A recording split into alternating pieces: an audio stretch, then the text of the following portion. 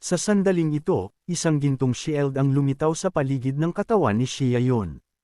Hindi nakalusot ang suntok ni Jiang Yun sa depensa. Paano ito posible? Labis na nagulat si Muang Shu. Ito ang Golden Bell, ang dakilang divine power ng Chaotic Holy Land. Maaari bang galing siya sa Chaotic Holy Land? Agad na sumigaw ang mga manunood ng drama, ang Chaotic Holy Land. Ito ang pinakasinaunang Holy Land sa Central Land. Bagamat hindi na ito sikat sa mga nakaraang taon, mas malaki pa rin ang matabang kamelyo kaysa sa payat na kabayo. Hindi nakakagulat na napakalakas ng batang ito. Kaya pala, siya ay isang genius mula sa Chaotic Holy Land. Tunay na isang master. Pagkatapos ay nagbago ang tono ng lahat, sinasabing, haha, ang Chaotic Holy Land ay hindi nang ahas na dumating sa mga nakaraang rounds. Ang mga alagad na dumating sa True Dragon Nest noon ay tila namatay sa loob. Baka masyado silang natatakot na dumating. Kung magpapatuloy ito, mapapalitan ng Chaotic Holy Land sa lalong madaling panahon. Lumamig ang ekspresyon ni Xiaoyun. Talaga bang bumagsak ang Chaotic Holy Land? Kung ganoon, kung gayon ako, si Xiaoyun yun, ay lilikha ng isang bagong mundo. Naglabas siya ng isang mahinang angle, hindi na kayang kontrolin ang kanyang lakas. Bago pa mandam ay kitang kamao ni Xiaoyun kay Zhang Yunfei, natalo na si Jiang Yun. Labis siyang nagulat na samuka siya ng isang bibig ng watermelon juice. Natuklasan niya na mas malakas ang lakas ni Xiaoyun kaysa dati. Kahit na bumagsak ang Chaotic Holy Land, hindi ito makukumpara sa kanilang sex. Sa katunayan, pinipigilan ni Xiaoyun ang kanyang lakas noon. Kung hindi, ang kanyang unang suntok ay nakapagpalipad na sana kay Jiang Yunfei. Ang dahilan ay nagtataka lang si Xiaoyun tungkol sa kapangyarihan ng Five Elements Divine Body. Kaya, nakipaglaro siya kay Zhang Yunfei sandali. Lahat ng mata ng mga nanunood ng drama ay lumabas. Tinalo si Zhang Yun at inatake siya ng diretsyo. Maging ang Five Elements Domain ay nawala. Mukhang sa wakas ay nakakita ng malakas na genius ang Chaotic Holy Land na matagal ng tahimik. Sigaw ni Kuya Jiang Ya at nagmamadaling dumaan kay Muang Shu at tumakbo palayo. Pinuri ni Yun Yun. Napakagaling pala ni Senior Brother Xia. Tulad ng inaasahan, tama ang master ko. Ang mga dilag ay nahuhulog sa mga bayani. Nakakuha pa ng isang little sister si Xiaoyun. Ngumiti siya at sinabing, isang Zhang Yun lang ito. Maliit na bagay. Pagkatapos ay muling tiningnan niya si Muang Shu. Mukhang hindi ako natalo, ngunit sa kabaliktaran, tumakbo ang kalaban nang makita ako. Walang imat si Muang Shu. Masyadong maingat ang taong ito. Inaamin kong napakalakas ng iyong lakas, ngunit sa pagkakaalam ko, lahat ng mga naunang alagad ng Chaotic Holy Land ay namatay sa True Dragon Nest. Sana alam mo ang iyong mga limitasyon. Pagkatapos magsalita, lumingon at umalis si Wei Changshu. Tiningnan ni Xiao Yian ang kanyang likod at malamig na sumangot. Alam kong mayroon kang kasunduan sa kasal sa taong iyon mula sa Tai Chi Chu Holy Land, ngunit payo ko sa iyo na kanselahin ang engagement sa lalong madaling panahon. Kung hindi, malapit ka nang maging balo. Pagkatapos niyang magsalita, nagkaroon ng kaguluhan sa paligid niya. Naintindihan ng lahat ang ibig sabihin ni Xiao Yian. Patayin niya ang space-time guy. Malamig na sumangot si Mu Tiangsu. Mayabang. Pagsisisihan mo ito. Ngumiti si Xiaoyun nang makita ito. Kung ikaw ang fiancé ng space-time guy na iyon, kung gayon ikaw din ang aking kaaway. Kapag nakikipaglaban sa mga kaaway, hinding-hindi ako magpapakita ng awa dahil sa iyong kagandahan. Bigla, may tunog sa kalangitan, at lumitaw ang isang malaking binata. Namilipit ang labi ni Xiaoyun. Sino ang taong ito? Isang maskuladong figure ang lumitaw sa harap niya. Kagagaling ko lang manood ng laban doon. Magaling ka, sumama ka sa akin. Maging number 1 war general sa ilalim ng aking utos. Sa hinaharap, kapag nilamon ko ang mundo upang maging walang kapantay, gagawin kitang overlord ng isang rehiyon. Ang taong ito ay si Zhou Wuji mula sa Desolate Ancient Holy Land, sigaw ng isang tao sa dami ng tao. Napakayabang ng taong ito, hindi niya alam kung ano ang pinagsasabi niya hanggat hindi pa siya nabubugbog. Ito ang Ancient Desolate Holy Body, si Zodji. Ang Ancient Desolate Holy Body ay isa sa top 10 Supreme Bodies na tinatawag na Saint's Body o ang Innate Holy Body, na nagtataglay ng invincible threat ng isang supreme being. Ito ang tunay na peerless monster. Puno ng paghamak ang mukha ni Xiao Yun. Sino ka? Ano ang nagpapaisip sa iyo na kaya mo akong sakupin? Hindi mapigilan ng mga nanonood ang pagsasabi, Xiao Yin, hindi magiging kahihiyan para sa iyo ang sumunod kay Xiao Shangze. Tama iyan. Ang ancient, desolate, holy body ay invincible, at malamang na maging isang righteous great emperor siya sa hinaharap. Ito ang iyong swerte na sumunod kay Xiao Shangze. Wala nga kaming qualifications para sumunod sa ancient, desolate, holy body na ito, at hindi ka pa rin nasisiyahan. Lumamlam ang ekspresyon ni Xiao Yunis. Ang mga tanga na ito ay nang ahas talagang maliitin ako. Ano ba ang desolate ancient holy land na iyon? Hintayin lang ninyo hanggang mamulot ako ng True Dragon Nest at tingnan natin kung sino ang maglalakas loob na maliitin ako. Sa oras na ito, labis na mapanghamon ang mukha ni Zoji. Ako ang Holy Son ng Desolate Ancient Holy Land. Bagamat galing ka sa Chaotic Holy Land, bumagsak na ang lugar na iyon. Hindi kahihiyan sa iyong pagkakakilanlan ang sumunod sa akin. Tila malaking karangalan para kay Xiao Yun ang sumunod sa kanya. Nang marinig ito, napaikot ang mata ni Xiao Yun. Saan nakuha ng taong ito ang kanyang kumpiyansa? Hindi ko pa naririnig si Zhou Wuji. Ano ang napakagaling sa Ancient Desolate Holy Body? Kung lumitaw ang Chaos Body ng ating Chaotic Holy Land, sino ang maglalakas loob na makipagkompetensya? Hindi mapigilan ng isang tao na sisihin si Xia Yun. Masyado kang mayabang. Sa napakaraming taon, 2 Chaos Bodies lang ang nailabas ng iyong Chaotic Holy Land.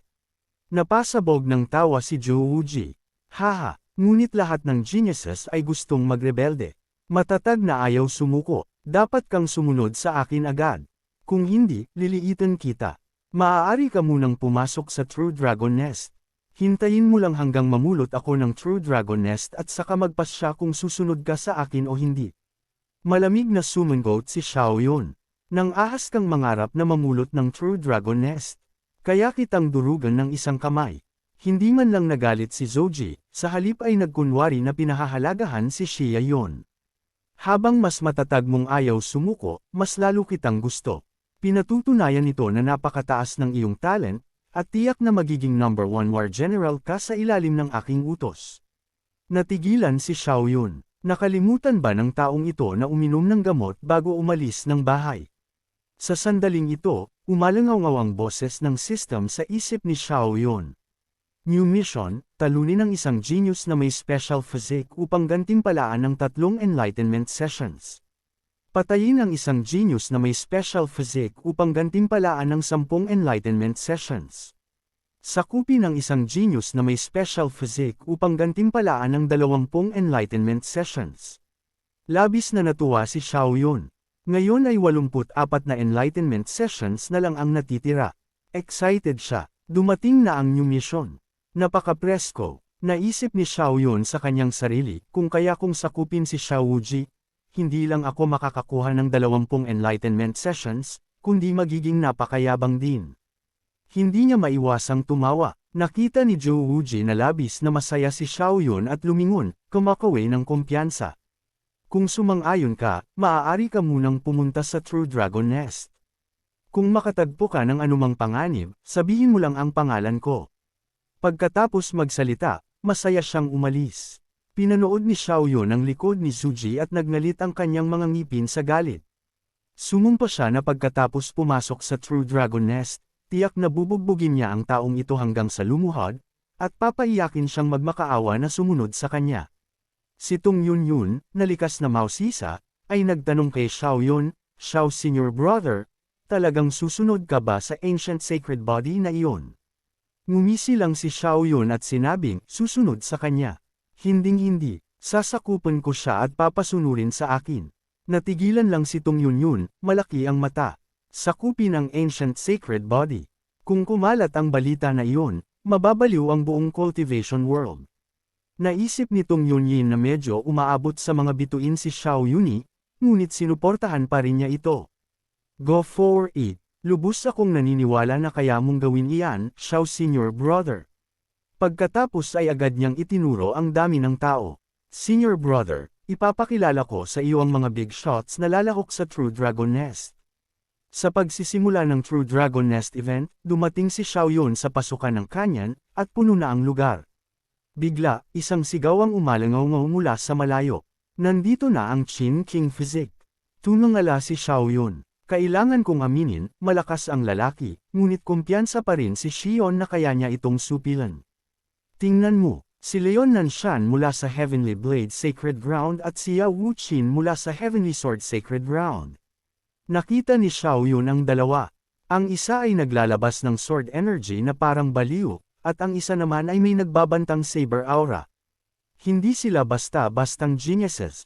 Ang dalawang ito ay galing sa Sacred Grounds, kaya ang kanilang lakas ay tiyak na higit pa kay Jiang Yunfei's. Nandito na rin ang Sky Tyrant Physique. Balita na isang taon na ang nakalipas, hinamon ni Zhou Wuji ang mga body cultivators mula sa Tyrant Heaven Sacred Ground, sinasagasaan ang lahat hanggang sa wakas ay nakilala niya ang Sky Tyrant Physique na ito, at nagkaroon sila ng isang tamang paghaharap. Sinilip ni Xiao Yun ng husto ang Sky Tyrant Physique ng malapitan. Siya si Wu Gang, at tiyak na mayroon siyang kakilakilabot na presensya. Malamig na sinabi ni Zhou Wuji, Wu Gang, tamasahin mo ang iyong huling bahagi ng kaluwalhatian. Pinanood ni Xiao Yun ang paglitaw ng mga batang talento isa-isa sa dami ng tao, naramdaman niyang bumubulusok ang kanyang fighting spirit. Para saan ba ang buhay kung hindi para matakot sa mga kaaway na masyadong malakas o wala talagang kaaway? Sa puso ni Xiao Yun, mayroong naglalagablab na paniniwala na hindi siya natatakot sa anumang kaaway. Bigla, isang figure ang lumitaw sa kalangitan, na lumilitaw ng walang dahilan, na nagpagulat sa lahat. Ang bilis ay nagpaalala kay Xiao Yunan kay Li Chang. Nagsimulang sumigaw ang mga tao, holy crap! Sa wakas ay nandito na ang time-space physique mula sa primordial beginning sacred ground. Hindi ba nila sinabi na hindi iyon ang kanyang orihinal na pangalan? Pinalitan lang niya ito ng Li Chang. Pagkatapos sumali sa primordial beginning sacred ground, malinaw na gusto niyang maging susunod na Great Emperor. Nakatitig ng husto si Xia Yunan kay Li Chang. Alam niyang ito ang kanyang pinakamalaking kalaban sa True Dragon Nest, ang tanging kalaban na makakapagbigay sa kanya ng matinding pagsubok. Hindi makakalimutan ang kanyang titulo bilang isa sa mga Supreme Bodies, gayunpaman. Maraming babae dito na gustong italaga ang kanilang sarili sa kanya, napaismid si Xiao Yun. Ayaw ko sa taong ito, nagkukunwari na inosente sa harap ko. Hintayin mo lang hanggang makapasok tayo sa True Dragon Nest, at bubugbugin kita ng husto. Mukhang nag-aalala si Tong Yunyun. Xiao Senior Brother, napakalakas ng Li Chang na iyon. Kailangan mong maging maingat kung makaharap mo siya sa True Dragon Nest. Bagamat malakas si Li Chang, si Xia Yun na ang nangunguna sa puso ni Tong Yunyun. Ngumiti lang si Xia Yun, relax. Tiyak na magiging maingat ako. Puno ng kumpiyansa ang mga mata ni Xia Yun na nagpatahimik kay Tang Yunyun. Pagkalipas ng ilang sandali, bumalik siya sa sarili, namula, at yumuko. Xiao Senior Brother ay napakagwapo. Sa kabilang banda, ang kinang ni Liang ay napakasilaw na siya ang naging sentro ng atensyon. Maging ang Sky Tyrant Physique, ang Ancient Sacred Body, ang Divine King Physique, at iba pang mga peerless talents ay hindi maiwasang sumulyap kay Liang Di, ang kanilang mga mata ay puno ng pagkaseryoso. Malinaw, hindi lang si Xiao Yun ang nakakita kay Ling bilang kanyang pinakamalaking banta.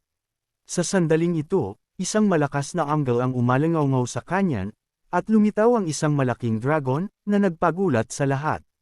Nakaramdam din si Xiao Yun ng nakakatakot na kapangyarihan.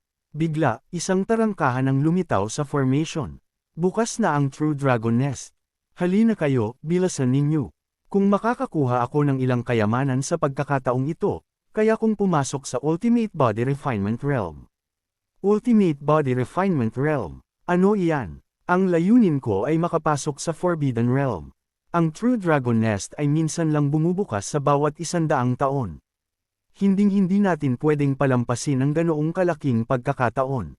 Sumugod ang lahat habang sina Lai Dia Wuji at iba pang mga peerless talents ay naging mga anino na at nawala sa tarangkahan. Samantala, casual na hinayla ni Xiao Yun si Tong Yunyun at lumipad sa True Dragon Nest.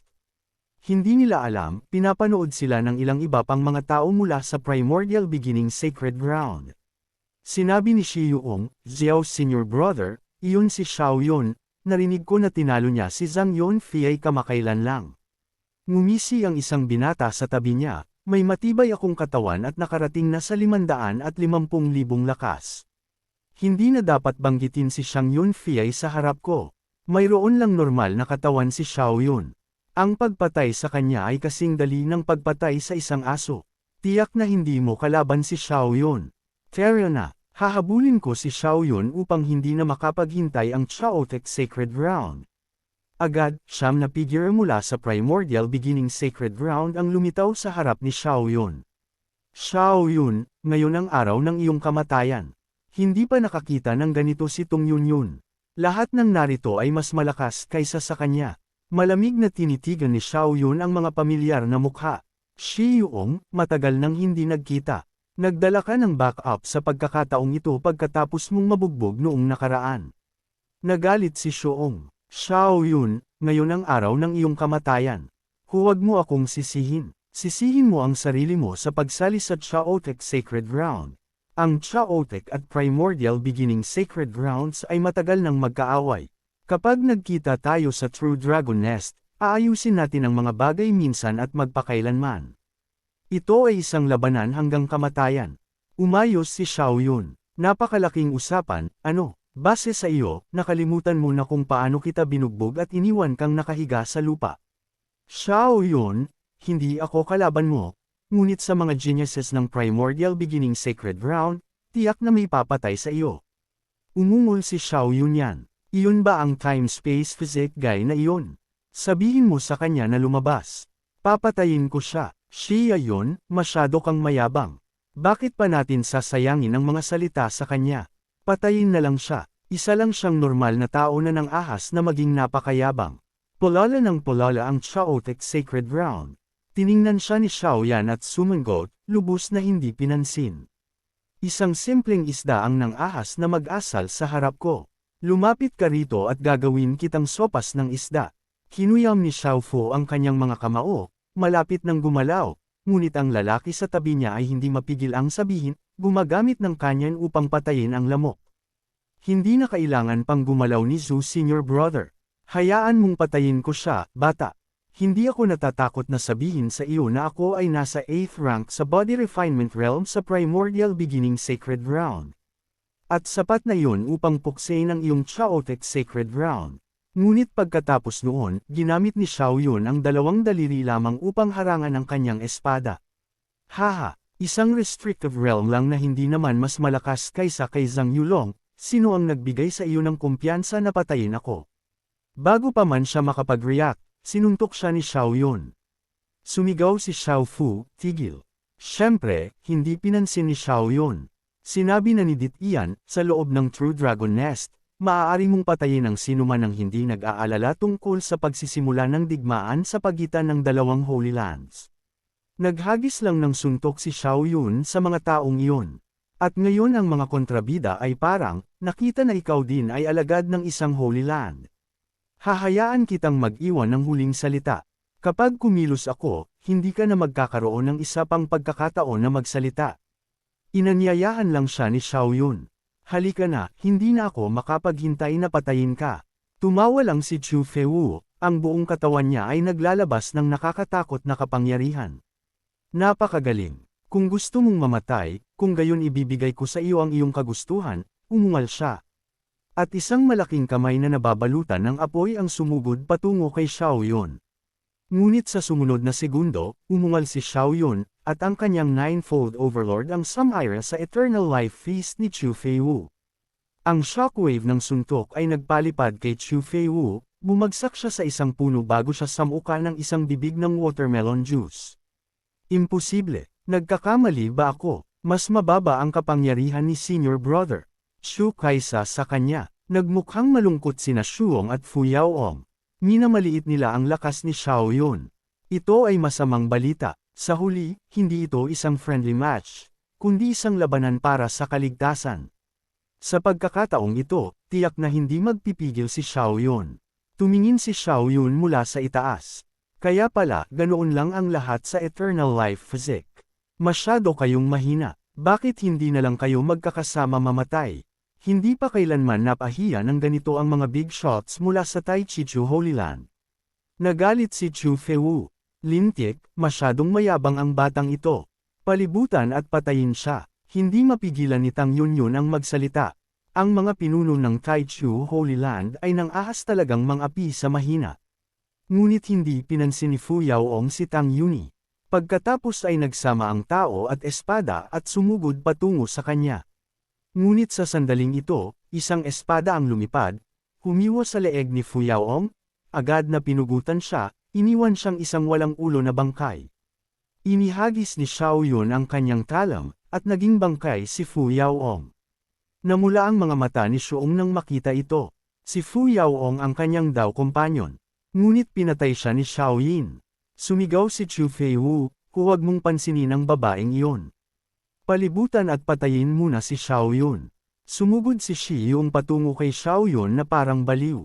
Habang ang iba pang mga big shots ng Taichichu Holy Land, na galit, ay naglunsad ng isang buong lakas na atake upang patayin si Xiao Yin. Sa sandaling ito, nag-alab ang fighting spirit ni Xiao Yin. Naglabas siya ng suntok na nagpalipad kay Chu Feiwu. Pagkatapos ay isa pang suntok diretso sa isang taong sinusubukang lumapit sa kanya. Dugo ang nagkalat sa lahat ng dako, at sunod-sunod na bumagsak ang mga bangkay, na nagdulot ng panginginig sa takot sa natitirang iilan. 3 na ang napatay ni Xiao Yin. Talagang napakalakas niya, at inilabas ni Shi Yung ang kanyang pinakamalakas na galaw patungo kay Xia Yun. Gusto niyang mamatay kasama siya. Xiao Yun, ililibing ka kasama ng aking junior sister, Fu. Malamig na tinitigan siya ni Xiao Yun. Kahanga-hanga ang iyong tapang, ngunit masyado ka pa ring mahina. Pagkatapos, sa bilis ng kidlat, sinuntok niya si Shuong. Ganoon lang, direktang naitapon ang kanyang katawan, at natigilan ang iba sa kanilang nakita. Gustong humakbang upang umatake, ngunit masyado silang natakot at umatras dahil masyado nang nakakatakot si Xiao Yun. Lagi siyang pumupunta para sa isang nakamamatay na galaw. Walang tigil na kumaibot ang talukap ng mata ni Chu Feiwu. Sumigaw siya, Xiao Yun, napaka-brutal mo. Malamig na sumungot si Xiao Yun. Bakit namatay ang mga dating alagad ng Chaos Holy Land sa True Dragon Nest? Sa tingin ko hindi ko na kailangan pang sabihin. Malamang naintindihan mo, di ba? At may mukha ka pang sabihin na brutal ako. Ayaw nang magsayang ng oras si Xiao Yun. Direkta siyang sumugod kay Chu Feiwu. Bumagsak na ang Chaos Holy Land. Kaya, hayaan mong likhain ko ang isang bagong panahon. Sa makatuwid, sa pagkakataong ito, ililibing ko kayong lahat mula sa Taichu Holy Land dito. Halos hindi maiwasan ni Chu Feiwu ang mga atake ni Xiao Yun habang nagngangalit ang kanyang mga ngipin. Ang senior brother ni Li ay may invincible temporal body. Maaga o huli, mamamatay ka sa kanyang mga kamay. Lumapag si Xia Yun ng isa pang tama, na nagdulot kay Chu Feiwu ng patuloy na pagsuka ng dugo. Invincible, karapat-dapat ba siya? Sa sandaling ito, sumugod si Chu Feiwu patungo kay Xiao Yun, gustong gamitin ang kanyang buhay upang pigilan si Xia Yun. Tumakbo kayo, kailangan ninyong sabihin kay Li Senior Brother ang tungkol sa taong ito. Ipaghihiganti niya tayo. Nagulat din si Xiao Yun. May tapang ka pa rin na hinahangaan ko. Bibigyan kita ng pagkakataon na mag-iwan ng iyong huling salita. Xiao Yun, huwag kang magmayabang. Babaguhin tayo ng iyong kapatid. Naghagis ng suntok si Xiao Yunan. Nabigyan na kita ng pagkakataon. Ito ang iyong mga huling salita. Gusto ko talagang makita mo kung paano papatayin ni Li Chang. Ngunit, natatakot ako sa gulo, kaya maaari ka na lang mamatay muna. Ang suntok ni Xiao Yunis ay muling nagpatamlay sa iba. Ito ang pagpapakita ng Great Dao.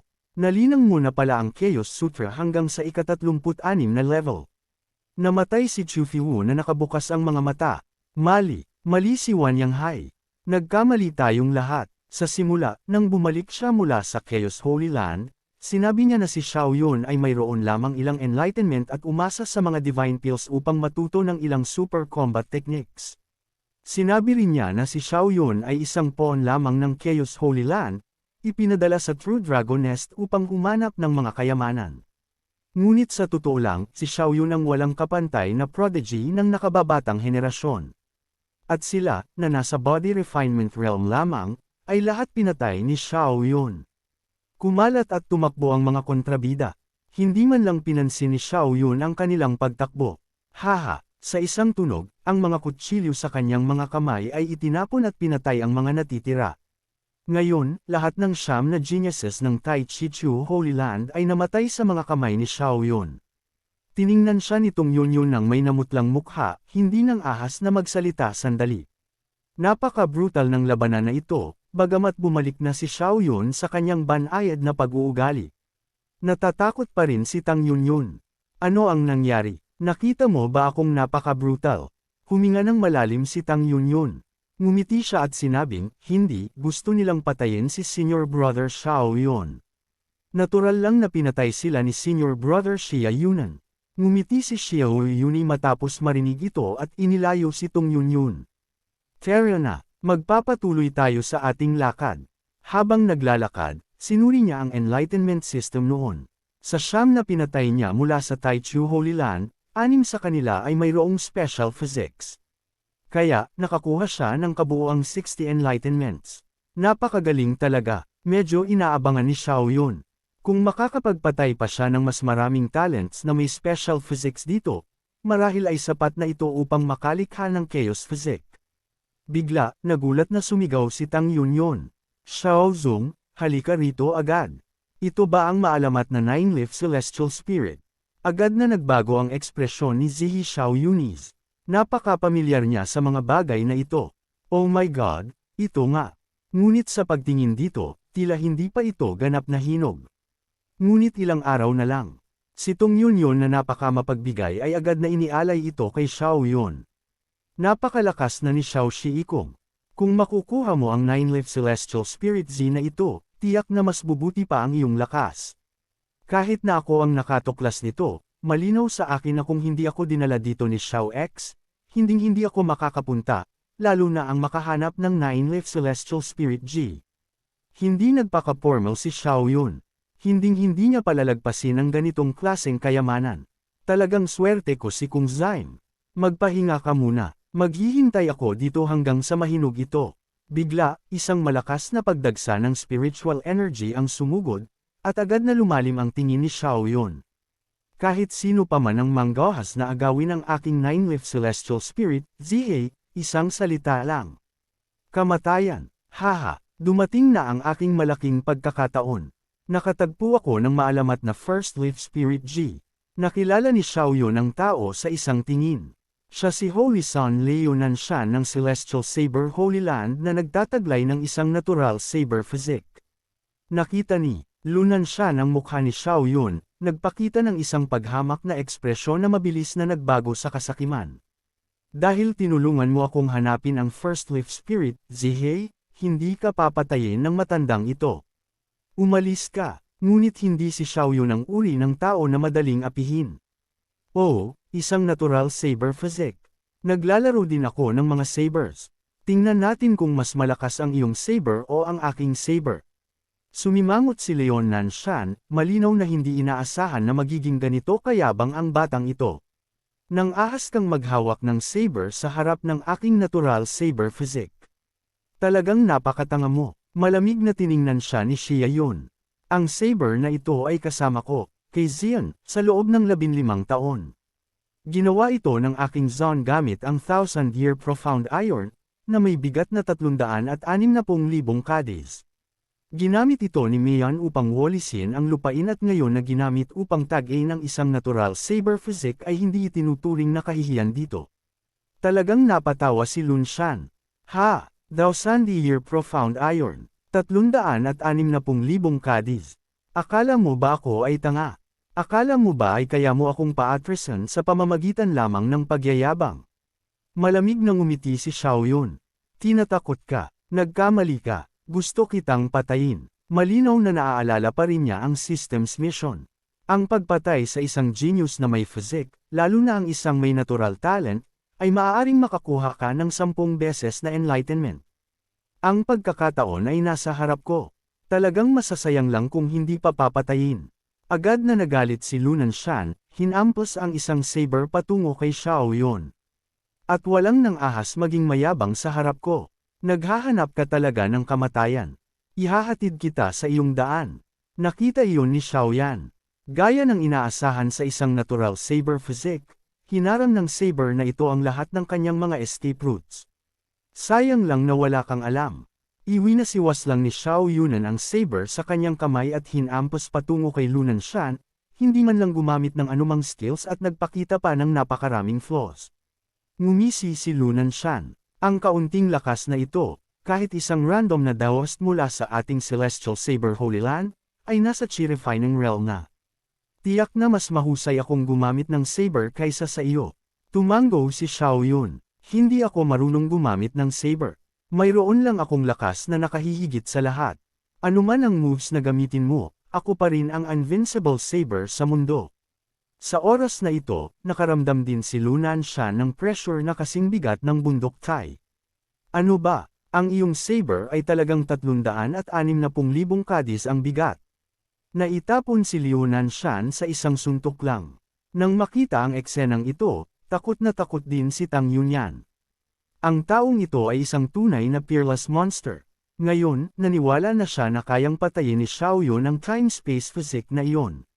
Sa oras na ito, samuka si Lunan Shan ng isang bibig ng dugo. Hindi siya makapaniwala na ang saber na mukhang needle mushroom ay talagang 360,000 kadis ang bigat. Kung alam lang niya ito kanina pa, hindi sana niya lalabanan si Xiao Yun ng harapan. Oy, guwapo, hindi ba tayo nagkita na dati sa kung saan? Tiningnan ni Xiao Yun si Lunan Shan at ngumisi, nagsimulang makipag-usap. Gusto mong samantalahin ang pagkakataon na magpalipas ng oras upang gamutin ang iyong mga sugat. Agad na nagbago ang ekspresyon ni Lunan Shan. Talagang mayroon siyang intensyon na ito, ngunit hindi niya inaasahan na makikita ito ni Xiao Yun. Iwinasiwas muli ni Xiao Yun ang saber sa kanyang kamay, hinampas patungo kay Lunan Shan. Kahit hayaan kitang mabuhay, kaya rin kitang patayin. Ngunit hindi ako magiging ganoon katanga. Ang pagsasamantala sa iyong mga sugat upang mabilis na kunin ang iyong buhay ang nararapat. Lin Tiek. Hindi pa. Lubusang nakarecover ang mga sugat ni Lin Shan. Ang paglaban ngayon ay maglalagay lamang sa kanya sa disbentaha. Ngunit walang pagpipilian. Gusto ni Xiao Yun ang kanyang buhay. Kaya si Leon Shan ay napilitang magpakatatag at sumugod. Nang marinig lang siyang sumigaw, inilabas ang ultimate killing move na iniligtas niya para sa natural saber physique. Naglabas siya ng Forlang Boinjin Saber Strike.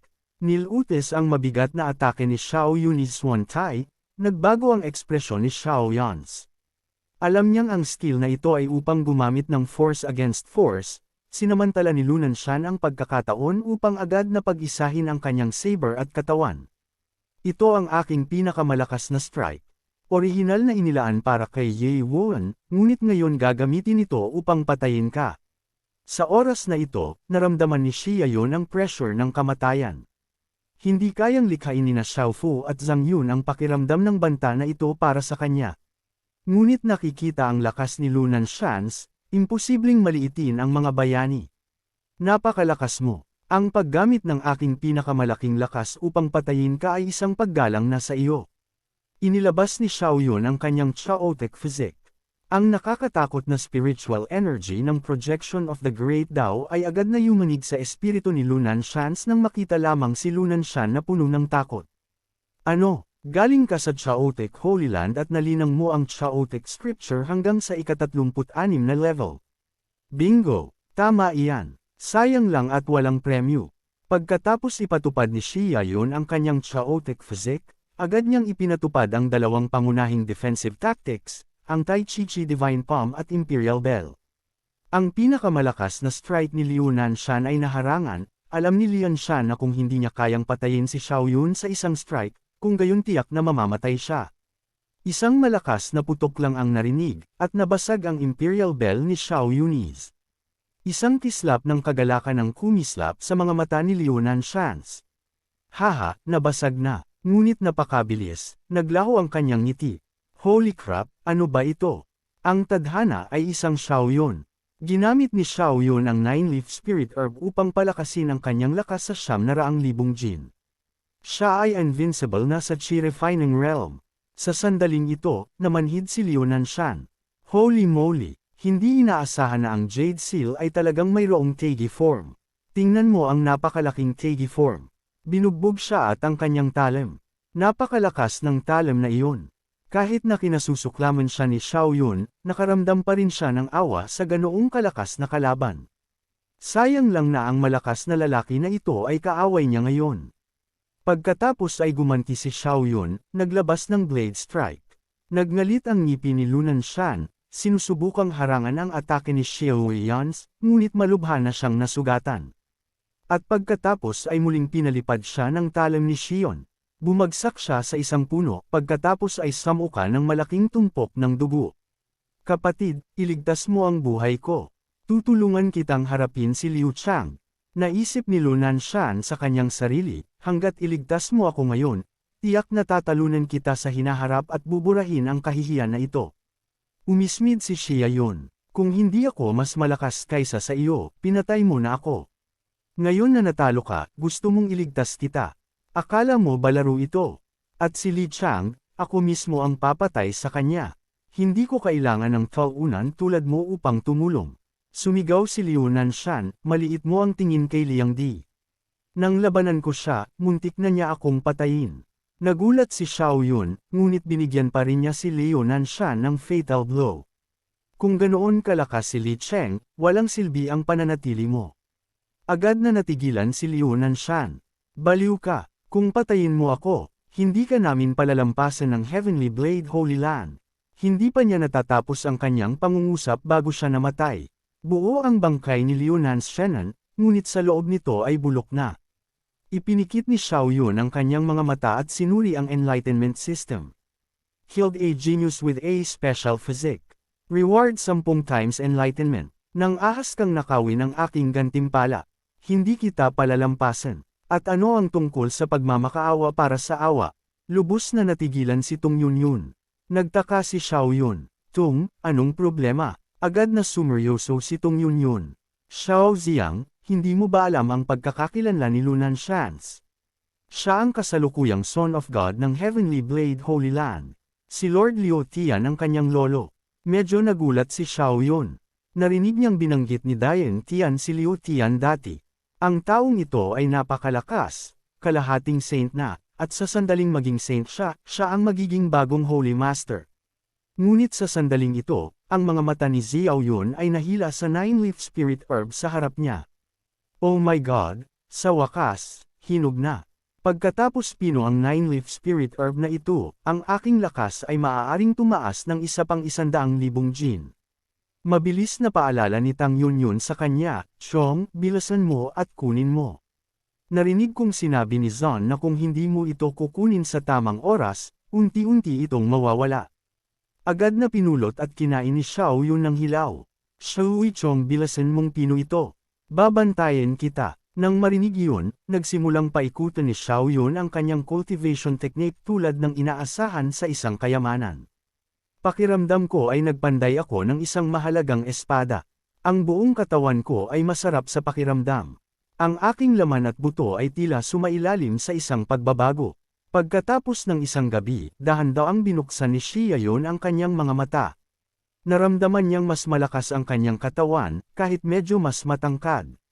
Mayroon na siyang 900,000 jin ng lakas, halos umabot sa 1,000,000 jin na marka.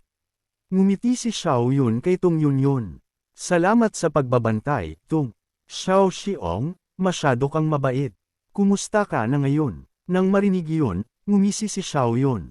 Masarap ang pakiramdam ko ngayon. Walang sinuman sa True Dragon Nest na ito ang magiging kalaban ko. Fair na, tumango si Tang Yunyun. At pagkatapos ay nagpatuloy ang dalawa patungo sa sentro ng True Dragon Nest. Dumating na ang dalawa sa sentro ng True Dragon Nest. Xiao Shixong, mukhang marami ang tao doon. Dapat ba tayong pumunta at tingnan? Tanong ni Tang Yunyun, at tumango si Xiao Yun. Oo, tingnan natin kung mayroong anumang mga kayamanan. Maaari nating agawin ang mga ito. Ang walang hiyang sagot na ito ay nagpatigagal kay Tung Yunyun. Talagang kumpiyansa siya, ngunit ang mga kayamanan sa loob ng True Dragon Nest ay lahat walang nagmamay-ari, at ang lakas ni Xiao Shiki ay talagang sapat upang agawin ang mga ito. Hindi kalayuan, pinapalibutan ni Lai Cheng, Jiang Hao, at Xiao Wuji ang isang maliit na puno. Isa lang ang bunga sa puno, na naglalabas ng gininto ang liwanag. Ang laway ng mga Daoists na nakatayo sa malayo ay tumulong mula sa sulok ng kanilang mga bibig. Oh my God! Iyan ang maalamat na Bodhi Tree. Sinasabing ang Bodhi Tree ay namumulaklak sa loob ng 1,000 taon, namumunga sa loob ng 1,000 taon, at kapag nalaglag ang mga bulaklak, hinog ang bunga. Ang pagkain ng bunga na ito ay maaaring magdulot ng estado ng enlightenment. Ipinakilala nitong Yun. Ang kayamanan na ito ay maaaring ipagpalit sa isang saint weapon. Ngunit ang mas nakahihigit na umakit kay Xiao Yun ay ang 3 peerless prodigies sa tabi nito. Patayin si Li Chang, sakupin si Xiao Wuji. Kung kumalat iyon, tiyak na magdudulot ito ng kaguluhan. Sa huli, masyadong baliw ang plano ni Xiao Yun. Paalala ni Tang Yuni kay Xiao Zikong. Kapag kinain mo ang Bud Hi-Fi fruit, makakapasok ka sa estado ng enlightenment. Malaking tulong ito para sa iyo. Nagpasya si Xiao Yun na ang body fruit ay kanya at sinabi kay Tung Yun. Maghintay ka rito para sa akin. Pupunta ako upang agawin ang body fruit. Tumango si Tung Yun. Xiao Shikzang, mag-ingat ka. Bukod pa rito, hindi pa hinog ang body fruit. Hintayin mo hanggang sa malaglag ang lahat ng bulaklak sa isang BOD tree. Huwag kang mag-alala, hindi ako gagalaw bago mahinog ang body fruit. Paglapit ni Xiao Yun sa body tree, maraming boses ang sumigaw, sino ang taong iyon? Gusto ba niyang mamatay? Nang ahas siyang lumapit sa body tree. Mukha siyang si Xiao Yun ng Chaotic Holy Land. Tinalo niya si Jiang Yunfei dati, ngunit hindi niya kayang kalabanin si Ling at ang iba pa. Pagkatapos ay itinaas ni Xia Yun ang kanyang kamay, at ilang talam ang agad na inilunsad kasabay ng mga sigaw na kasing bilis ng kanilang paglitaw. Ang mga binata na nag-uusap ay lahat patay na bago pa man sila humikab. Malamig na sinabi ni Xiao Yun. Maaari kang kumain ng kahit anong gusto mo, ngunit hindi mo maaaring sabihin ang kahit anong gusto mo, o makakaranas ka ng sakuna. Natigilan ang lahat sa katahimikan. Ang 3 great prodigies ay lumingon din upang tingnan si Xiao Yun. Oh, kaya nandito ka rin. Hindi ka naman nakatagpo ng anumang panganib sa daan, di ba? Naisip ni Zhou Wuji na pumayag si Xiao Yun na sumunod sa kanya, kaya tinanong niya si Xiao Yun ng may pag-aalala. Lintik, baliw ka. Hindi siya pinansin ni Xiao Yun.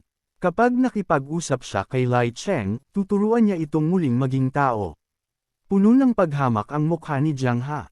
Hindi ito lugar para sa mga ligaw na aso at pusa. Lumayas ka. Hindi ka qualified na makipagkumpetensya para sa body fruit sa akin. Talagang nagsimulang tumawa si Xiao Yun. Anong aso ka ba para tumahol sa harap ko? Nagalit ng husto si Jiang Ha at isinumpa siya bilang bastardo. Umismid si Zhou Wuji. Ang mapangahas na nubi na iyon ang aking number 1 war general. Sinabi ko sa kanya na lumapit. May problema ka ba doon? Dumilim ang mukha ni Jiang Ha, hindi ng ahas na magsalita ng marami. Kahit na siya ay isang top-tier prodigy, si Zhouji ang big boss ng Holy Land. Siya naman, galing lang sa isang sect. Sa usapin ng background, hindi siya kapantay ng isang Holy Land, ngunit lihim siyang sumimangot kay Xiao Yun, gustong tandaan ang kanyang mukha upang ayusin ang score mamaya. Kalmadong sinabi ni Li Changgengdi, medyo maganda ang swerte mo na hindi mo nakaharap ang mga Xiaoyu guys. Nagulat si Xiao Yun, kaya akala ni Ling Di ay hindi pa siya nakakatagpo ng anumang tunay na kalaban. Pagkatapos ay nagbigay si Xia Yun ng isang sagot na pang-boss level. Siyempre, maganda ang swerte mo. Halimbawa, hindi pa hinog ang body fruit na ito. Tiyak na naghihintay lang ito sa iyo na lumabas. Mas masaya pa si Xiao Wuji. Magaling, tulad ng inaasahan sa aking number 1 war general. Ang iyong aura ay pambihira. Nakikita ko na kitang sumusunod sa akin upang walisin ang mundo. Walang imek si Xiao Yun. Masyado siyang tamad upang abalahin ang baliw na ito. Ang kanyang isip ay lubos na nakatuon sa Bodhi Tree. Mitiyak ang naghintay din si Li Chang, hindi man lang sineseryoso si Xia Yun. Sa huli, siya ay isang tao lamang na tinalo si Jiang Yun, at si Jiang Yun ay walang iba kundi isang langgam sa kanyang paningin. Sa sandaling ito, nahulog ang huling bulaklak sa body tree, at humigpit ang mga mata ng lahat ng tatlong top-tier prodigies. Nakatitig sila ng husto sa bodeg fruit at maingat na tiningnan ang dalawang iba pa. Hindi siya pinansin ni Xiaoyan. Naisip niya sa kanyang sarili. Sa ngayon, si Ling Di ang pinakamalakas at pinakamabilis. Tiyak na, magsasama-sama sina Zhou Wuji at Jiang Ha laban sa kanya. Kinakain ng mantis ang cicada, hindi alam ang oral sa likod. Hindi na mas tama pa. Ang bilis ni Li Chang ay napakabilis na tila isang kislap, inabot niya ang body fruit. Nang makita ito, sumigaw sina Jiang Hao at Xiao Wuji, inilabas ang kanilang mga atake patungo kay Ling. Sa sandaling iyon, isang throwing knife ang nailunsad na. Bago pa man kumilos sina Xiao Wuji at Tang Hao, agad na tinamaan ng throwing knife ang pag-abot na kamay ni Lai Chang. Natigilan siya. Paano ka nang ahas? Hindi niya inaasahan na mangangahas si Xiao Yun na umatake, ngunit hindi niya alam na mas nagulat si Xiao Yun. Imposible. Nang tumama ang throwing knife sa pag-abot na kamay ni Liang Di, nawala ang kalahati ng kanyang kapangyarihan. Nakita sina Jiang Hao at Zhou Wuji na magkasamang naglalabas ng kanilang mga ultimate technique sa isang desperate situation. Kailangang sumuko ni Liang Di sa pagkuha ng Bud Hi-Fi fruit at lumingon upang harapin sina Zhou Ji at Jiang Ha. Sa sandaling ito, nakatayo si Li Chengdi sa harap ng body tree na parang isang Diyos. Ang mga atake ni na Jiang Hao at Xiao Wuji ay nailihis niya. Ang dalawa ay naitapon ng libu-libong metro ang layo, na nagpapukpok sa kanilang mga kamao. Masyadong malaki ang lakas ni Lai Chang. Ang lahat ng nanunood ng labanan mula sa malayo ay labis na nagulat. Iyan ang Moon over the Sea. Ito ay isang napakalakas na phenomenon, at kaya pa rin niyang ligtas na makatakas sa pinagsamang atake ng dalawang top-tier prodigies. Sa mga kamao na malapit ng Damapo, sabay-sabay na naglunsad ng atake ang dalawang top-tier prodigies patungo kay Liang Di. Sa sandaling ito, nakatayo si Xiao Yun sa likod niya. Napansin na ni Liang Di, ngunit hindi niya lang sineseryoso si Xiao Yun. Ang kagyat na usapin ay ang harapin sina Xiao Wuji at Jiang Hao. Kaya, inilabas niya ang isang defensive layer, agad na pinatawag ang maliwanag na buwan at inatake sina Jiang Hao at Xiao Wuji. Agad na nagbanggaan ang mga atake, na lumikha ng isang napakagaling na pagsabog. Bigla, sumigaw si Lai Chang ng sumpa, na nagpagulat sa lahat. Nakita nilang sumusugod si Xiao Yun na may hawak na kutsilyo, padaskol na hinahampas si Lai Chang. Sa oras na ito, lahat ng kanyang battle power ay nakikipaglaban na kay Jiang Hao at Xiao Wuji. Sa huli, siya ay isang top-tier prodigy, kaya kaya niyang ayusin ang kanyang kapangyarihan ng kaunti, ngunit hindi pa rin niya sineseryoso si Xiao Yun. Samantala, nagpakita si Xiao Yun ng isang masamang ngiti. Nang ahas kang maliitin ako, naghahanap ka lang ng kamatayan. Ang Zhang Blade ay mayroong 900,000 kadis ng lakas. Agad na bumangon ang pakiramdam ng pagkabahala sa puso ni Xiao Yunis. Agad na inilipat ni Lai Chengdi ang kaunting kapangyarihan upang magpakita ng space solidification technique. Ngumisi si Xiao Yun. Kaya napansin mo, ngunit huli na ang lahat. Nang marinig lang ang isang putok, binagsak ng skill ni Xiao Yans ang protective shield ni Li Chang. Pagkatapos ay hinampos niya ng talam ang kanyang likod. Agad na samuka ng isang bibig ng dugo si Lai Chang at isang malaking puwersa ang nagpalipad sa kanya. Labis na nagalit si Li Cheng at umiyak. Ito ba ang normal na katawan na sinabi ni Wan Yangwei ay basura? WTF? May nakakita na ba ng normal na katawan sa Chi Refining Realm na may 900,000 kadis ng lakas? Linoko ako ni Wan Yanghai. Kung nag-ingat lang sana si Lai Chang kay Xiao Yan kanina, hindi sana siya matatalo ng ganoon kalubha. Ngayon ay huli na ang lahat upang pagsisihan. At lahat ay napahinga. Oh my God, totoo nga.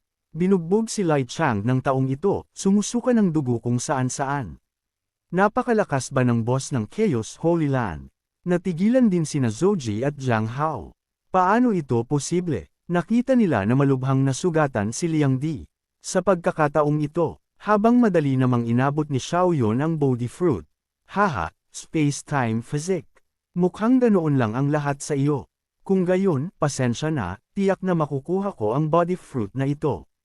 Ginamit ni Xiao Yun ang isang galaw upang maging panalo, at ang tatlong top-tier prodigies na gustong agawin ng BOD Fruit ay binugbog ng husto. Sa sandaling ito, hindi pinansin ni Lai Chang ang anumang iba pa at nakatuon sa mabilis na paggaling ng kanyang mga sugat. Sa huli, mas mahalaga ang buhay kaysa sa body fruit na iyon. Hindi ko inaasahan na ang batang ito ay makakasakit kay Li Chang, ngunit sa huli, isang sneak attack lang iyon. Ibaba mo ang Boda Fruit at maari kong iligtas ang iyong buhay. Banta ni Jung Hao mula sa malayo, iniisip pa rin na hindi kasing lakas ni Xiao Yin. Tiningnan ni Vision Xiao Yuji si Xiao Yin ng may masayang ekspresyon. Haha, Xiao Yun, talagang lumagpas ka sa aking mga inaasahan. Mas lalo kitang nagugustuhan. Ibigay mo ang Bodhi Fruit, at kapag naging Great Emperor ako sa hinaharap, maaari kang maging aking spokesperson? Magpatrol sa maraming mundo para sa akin. Mas mababa sa isang tao at mas mataas sa 10,000. Ano sa tingin mo? Tanging si Li Chang lang ang nakakaalam kung gaano nakakatakot si Xiao Yun, ngunit hindi niya ipapaalala sa dalawang tanga na iyon, hahayaan silang lumaban hanggang kamatayan kay Xia Yin, at pagkatapos ay tatalon siya upang samantalahin ang anumang makukuha niya nang walang ginagawa. Umismid lang si Xiao Yun at inanyayahan silang lumapit, sinasabing, lumuhad kayo at sumuko sa akin, at ngayon ay iligtas ko ang inyong buhay. Ang mga salitang ito ay talagang mayabang. Siya ay nagpo-problema sa dalawang peerless prodigies, ngunit walang sino man ang nang-ahas na magsalita at tahimik lang na nanood ng drama na nagaganap. Hindi na nakapagpigil si Jiang Hao at direkta niyang inilabas ang isang gintong palm strike upang patayin si Xia Yun. Naghahanap ka talaga ng kamatayan. Mukhang ngayon, kailangan kong ipakita sa iyo ng malinaw na bumagsak na ang iyong Chaotic Holy Land. Itinaas lang ni Xia Yun ang kanyang kamay at ang kanyang sariling suntok ay pinaghiwa-hiwalay ang atake ng kalaban. Isang napakakatakot na puwersa ang nagpatahimik kay Jiang Hao. Malamig na sumangot si Xiao Yun. Sige, tumawag ka ng backup ngayon. Bubugbugin kita hanggang mamatay. Napilitang umatras si Jiang Hao ng paulit-ulit. Mahigpit niyang kinuyam ang kanyang mga kamay. Ang lakas ng kalaban ay humigit sa kanya at umabot sa 900,000 kadis. Hindi maiwasan ng mga nanonood ang mapagsigaw, holy crap! Ang palm strike ni Xiao Yans ay talagang nagpatamba kay Jiang Hao. Siya ang tunay na peerless prodigy. Mas pangit pa ang ekspresyon ni Chang kaysa sa kumain siya ng tae ng manok. Minamaliit kita. Huwag ka nang magsalita ng kung ano-ano. Huminga ka pa ng isa pang suntok mula sa akin. Pagkatapos ay pinatawag niya ang isang higanting Divine King, ngunit ang susunod na galaw ni Xiao Yunyans ay nagdulot ng pagkawala ng Qin King na ipinatawag niya. Isang solong suntok ang umatake kay Zhang Hao, na nagdulot sa kanya ng pagsuka ng watermelon juice. Masyado nang huli para tawagin niya si Xia Yun na ama ngayon. Tungkol naman sa kanyang sarili, malamig na sumangot si Xiao Yun nang makita niyang naitapon si Tang Hao ng malayo. Divine King, ang puwet ko. Ganoon lang pala ang lahat. Naging mas seryoso ang ekspresyon ni Li Chang at Xiao Wujiz. Holy Mother, masyadong malakas si Xiao Yun. Nag-iba ang worldview ni Jiang Has. Hindi siya makapaniwala na mas mababa siya sa isang mortal body. Masyado kang mayabang. Ngayon ipapaalam ko sa iyo ang pagkakaiba ng mortal body at divine king body. Sumigaw siya, God's extinction. Sa likod niya, agad na lumitaw ang isang lightning general ng mga Diyos. Ngunit muling nagpakita si Xiao Yin ng paghamak. Isa pang phenomenon. Akala mo ba wala ako? Agad pagkatapos nito, tatlong makinang nasinag ng liwanag ang lumitaw sa likod ni Xia Yin. Ang mga tao na nakatayo sa malayo ay lahat nagulat. Ano? Iyan ang maalamat na Great W Projection, ang panimulang anyo ng Chaotic Body. Hindi nakakagulat na napakalakas niya. Gaano na ako katanda? Noon, hindi ganoon nakakatakot si Datin. Ang Chaotic Body ay ang #1 supreme body ng Myriad Realms. Talagang napakakinang. Kahit ang paglikha lang ng panimulang anyo ng Chaotic Body ay sapat na upang magulat sila. Sa sandaling ito, nagngangalit ang ngipin ni Ling. Hindi dahil kinasusuklaman niya si Xiao Yin, kundi dahil sa walang silbing si Wan Yanghai. Dapat ay isa kang elder na pumunta sa kanilang Chaotic Holy Ground upang mag-espiya at hindi mo ito malaman. Basura ka talaga. Hindi na nang ahas banggitin ni Zhou Wuji ang pagkuha kay Xiao Yun bilang kanyang little brother. Hindi niya inaasahan na ang Chaotic Holy Land, na matagal nang tahimik sa napakaraming taon, ay ngayon ay maglalabas ng isang baliw na lalaki na nalinang ang Chaotic Classic. Hindi nakakagulat na hindi niya sineseryoso sa simula. Sa cultivation world, sino ang hindi nakakaalam na ang isang taong naglilinang ng Chaotic Classic ay isang baliw? Ang pagkuha ng ganitong uri ng tao upang sumuko ay simpleng imposible. Sa oras na ito, napagdesisyonan na ang panalo sa labanan. Matapos ilabas ni Xiao Yunan ang Chaotic Body, mabilis niyang tinalo ang fenomeno ni Jiang Ha at muling pinalipad. Sa pagkakataong ito, malubha siyang nasugatan, bumagsak sa lupa at walang tigil na samuka ng dugo. Walang awas si Xiao Yun, pinananatili ang isang malakas na kaaway para sa kanyang sarili upang mapawi ang stress. Pangarap lang, habang malapit na niyang tanggalin ang ugat ng problema. Isang gintong liwanag ang hamarang sa kanya. Naglabas si Zhou Wuji ng isang shield upang harangan si Xiao Yun. Hinihingi niya iyon. Orihinal niyang inisip na harapin ang taong ito pagkatapos tanggalin si Jiang Ho, ngunit hindi niya inaasahan na magiging ganoon siya kainip na maghanap ng kamatayan. Excited ang ekspresyon ni Zhou Wuji. Ang Chaotic Body ay mahirap hanapin sa cultivation world. Ngayon, nakatagpo ako ng isa. Bagamat hindi mo pa lubusang nilikha ang Chaotic Body, sulit pa rin na kumilos ako. Tinapakan ni Xiao Wuji ang kanyang paa at isang nakakatakot na figure ang lumitaw sa likod niya. Tila isang hellish war god mula sa primordial era. Nadurog ang lupa sa kanyang pagtapak. Ang war god first ay inilabas. Sumigaw siya at isang higanting kamao ang lumitaw sa harap ni Xiao Yun. Malamig na tumawa si Xiao Yun. 9 Transformations Overlord Fist. Isang suntok na may bigat na 900,000 kadis ng lakas ang inilabas. Agad na nagbanggaan ang mga kamao ng dalawang tao. Labis na excited si Zoji. Sa buong buhay niya, gusto niyang labanan ang isang Chaotic Body. Talagang kamangha-mangha, ngunit gusto ni Xiao Yun na maging disipulo niya si Zouji. Habang naglalabanan ng matindi ang dalawa, agad na tumakas si Jiang Hao. Hindi mabagal ang kanyang bilis sa pagtakbo, ngunit hindi ito makatakas sa matalas na mata ni Xiao Yans. Nakatagpo ka nga ng pagkakataon upang tumakas. Sa sinabing iyon, agad na iwinasiwas ni Xiao Yun ang Great Dao Projection patungo kay Xiao Wuji. Kung tumakas na ang taong iyon, kung gayon sakupin ka muna. Hindi mo ba gustong makita ang Chaotic Body? Kung gayon pasisiyahin kita. Alam ni Xiao Wuji na lumala ang sitwasyon. Dahil nakapagpakita na siya ng phenomenon, sumigaw siya ng malakas, basagin. Ngunit wala pa ring epekto kay Xiao Yun. Gaya ng inaasahan, sa sandaling lumitaw ang fenomeno ni Xiao Yi, binasag nito ang lahat sa alikabok. Isang suntok ang sumire sa fenomeno ni Zoji. Sa isang iglap, naramdaman ni Zhou Wuji na nag-iisa, hindi mailigtas. Nawala ang lahat sa paligid niya, naiwan lang ang isang higanting kamao na sumusugod patungo sa kanya. Sa isang iglap, naitapon siya, sumusuka ng dugo mula sa suntok na iyon, bumagsak sa lupa, at muling samuka ng isang bibig ng dugo. Sa sandaling iyon, narinig ang isang tunog. Si Liang Di, na nagmamasid mula sa malayo, ay biglang sumugod, pagkatapos ay agad na nawala sa paningin. Agad na nakaramdam si Xia Yin ng alon ng panganib na nagmumula sa likod niya. Mamatay ka, umismid si Xiao Yin sa loob. Gusto mong subukang salakayin ako tulad ng dati kong ginagawa.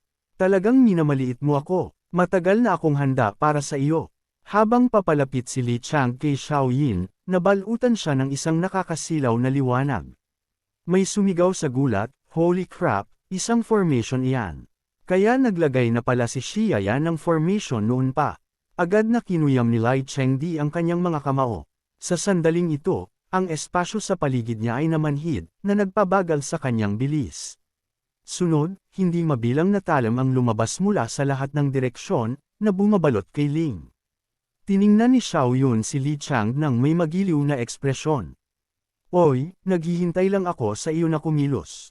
Nahirapan si Li Chang na harangan ang bawat talam, ngunit walang ibinigay na pagkakataon si Xiao Yan sa kanya.